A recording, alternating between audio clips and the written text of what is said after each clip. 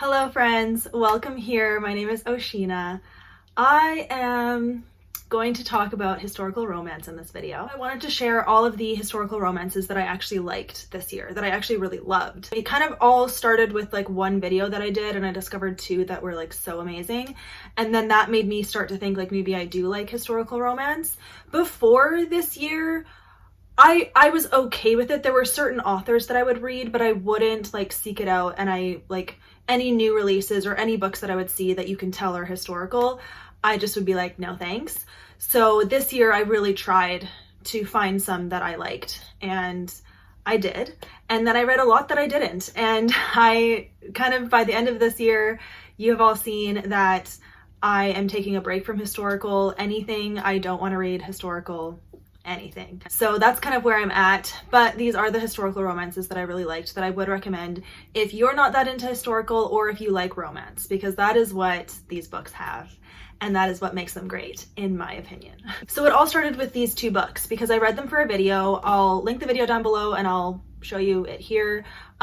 It was just so random and it was like such a pleasant surprise that it just blew me away enough that I was like, okay, I have to keep trying here. Like, this is amazing. But I think it just happened to be these books that are great, and that's it.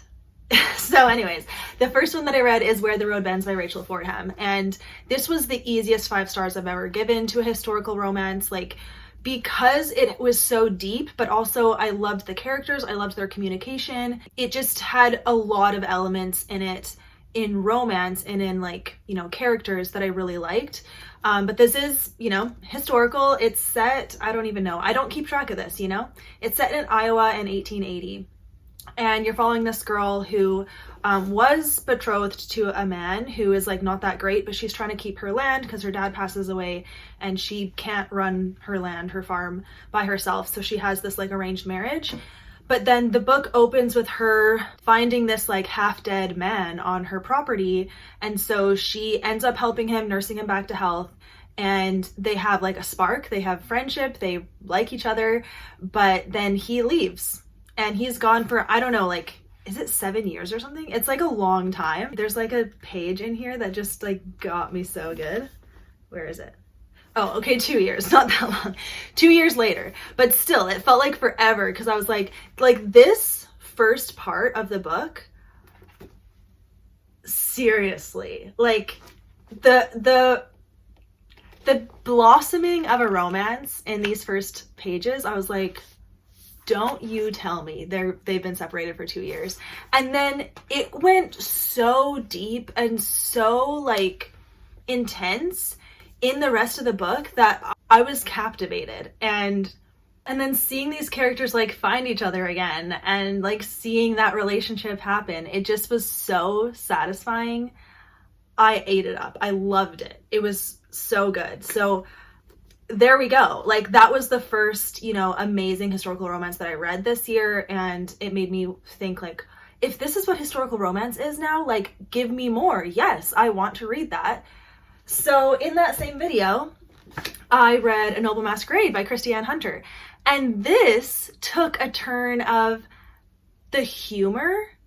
Like, it was so funny and entertaining that, like, because this is all about romance too. And this is set in London, England, I don't know, somewhere. What? But the characters were so unique, and you get to know this family. And this one was funny because this lady is like writing letters to this random guy that she knows from her childhood because her brother is friends with him, and she thinks he's like gone. So she's just been writing kind of journal entries to him, but she leaves them in her room. Then her brother's new, like, they call it a valet, I don't even know, like his assistant, I guess, sees the letters and is like, oh, she meant to send these. Okay. So he sends them for her and she realizes that he sent them, and she's like, those were not supposed to go to this guy. Like, how could you do this to me? And then things unfold from there. And it's so funny. And then the romance too, like everything about this book was so good. And I did end up reading the whole series this year. Loved the whole series. This is by far the best book. Book 2 is also really good, but then book 3 fell a little flat for me. And book 4 was good. I liked it. But books 1 and 2 are the best for sure.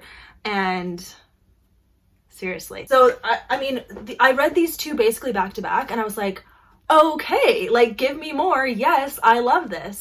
So that's what happened. But funny enough, I didn't read more after that because I still am drawn to contemporary fiction. So that's what I kept reading. Like, I didn't have any, because I already owned these books, so I was able to read them, but I didn't have anything kind of ready. But then I did read The Bridge to Belle Island by Julie Klassen, and Julie Klassen is the author that I read a couple of years ago that I was like, oh, I like this because it's mostly romance, but also really interesting plot and usually a mystery. And so it just paired really well together. I liked her writing. She's the author that I felt like I could trust, although there have been some duds with her too. Like, I don't love every single one of her books, but this book in particular, the way she wrote it, it just made me feel very invested in the mystery. This is basically a murder mystery with a subplot of romance. And normally that would not interest me at all. Like, I'm not a huge mystery person unless romance like really drives the story as well. And I wouldn't even say that the romance did drive this story.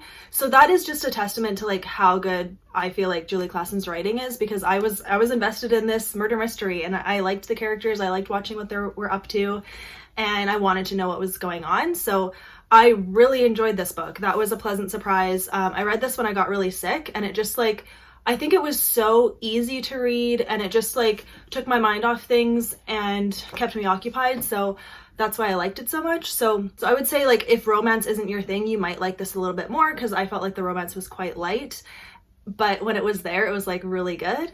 So yeah, anyways, this is another one that I liked this year, so I'm glad that I read it. And I mean, after that, I didn't read another historical romance that I actually liked, like, for a long time. I kept reading duds, just ones that are boring. Like, I find historical settings boring. I don't want to read about it. And then if the characters are kind of just dull and don't feel very dynamic, I guess, I don't care about them, because I also don't care what they're doing, because it's historical, that like they're doing stuff that I don't relate to. And I need to relate to the book in some way, and I just don't with historical. So then most recently I read these 2 books, and these were pretty good. Like, Letter from Briarton Park, this was definitely more mystery than romance as well. Romance was a subplot. The romance was very light in this book, but again, I felt like the mystery hooked me enough that I kept reading and I liked it. So this isn't a favorite, but it is still one that I liked and I would recommend, because the romance that was there, like, I felt like the communication was really good. So I liked that a lot. I liked the mystery. It was a pretty like basic, straightforward story, but I was entertained. I listened to the audiobook while I was working, so it was good. Like, you know, it's not a wow book, but I liked it. So I was like, okay, good. Like, there's still more out there that I can like. But then I did end off reading The Letter Tree by Rachel Fordham. So I discovered Rachel Fordham this year, and I just really like her writing. Her writing works for me. I just find it easy to read and enjoyable and entertaining. So for The Letter Tree, the romance is the main part of the book, which made me love it, because I love her romances. Because like this book, I mean, I would say the romance is definitely the main part of this book too. Like, this is romance, and so is this. So thank you, Rachel Fordham, because yeah, I really enjoyed this book. This was a new release, and I was so nervous because by the time I read this book, I was hating all of the historical fiction and historical romance that I was reading. So I just was like, I'm over this. Like, I don't want to read anymore. But I had this book and I wanted to promote it and stuff. So I read it, and the romance completely won me over. And the characters, like, seriously, what were their names? Laura and Isaac. Those 2 characters, like, they carried this story for me. I loved them together. I loved their relationship. It was the cutest thing ever. So that is what made me like this book. And so the key for me, like, the romance and the characters just have to be good for me to like the book. And because really, like, for these 2 books that were mostly mystery, it's kind of like a fluke, or like, it just has to be written well for me to like the mystery. But I wouldn't pick up a book if someone told me like, oh, it's mostly mystery and like subplot of romance. I'd be like, then move on. Like, I don't need to do that. I read these without knowing that it was mostly mystery, and it worked out, so good for them. But if you tell me like these are mostly romance and they're super good, great, I will give it a try. So that's that. So there is, you know, historical romance that I can like, but it's just very specific. And for the most part, it doesn't appeal to me. I'm not drawn to it. I don't want to read a historical over something else. But so many new releases, Christian new releases. These are all Christian, by the way. So many Christian new releases are historical. And that is so great, because I know most Christian women like historical romance / historical fiction. And maybe that's a stereotype, whatever, but like it's true. Like a lot of people like it. And I mean, a lot of non-Christians do too, but I'm just saying in the Christian publishers, that's what's coming out. And so my options are limited, I feel like, within the Christian space, because if there's a Christian new release that is contemporary, that is mostly romance, sign me up. Like, yes, please, I will read it.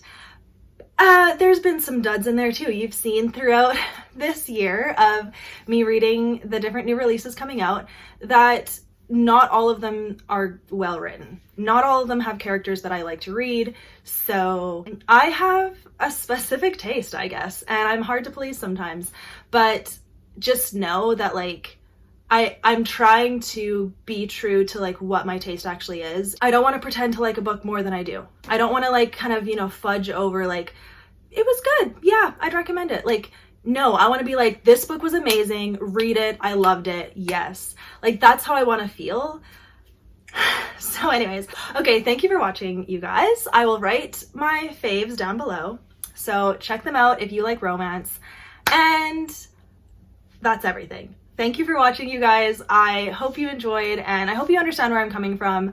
I'm not like angry or like I don't want to come off as aggressive, but I'm feeling just very passionate because I have like felt so kind of like disappointed with the books that I've been picking up, and that's slowly changing because I've just kind of been throwing it all away, just been like, who cares what's on my TBR? Who cares what I've said that I want to read? What book do I want to read in this moment? And I read that book. And it's just felt so good to do that. And, you know, TBRs, anything that I share on my channel, pile of possibilities. I'm a fully committed mood reader. And so I never know what I'm going to actually be reading or what I want to read. And it's just fun to discover that, like, day to day. Like, what do I want to pick up today? And yeah. Okay, I hope this inspires you. I hope this, you know, speaks to you in some way.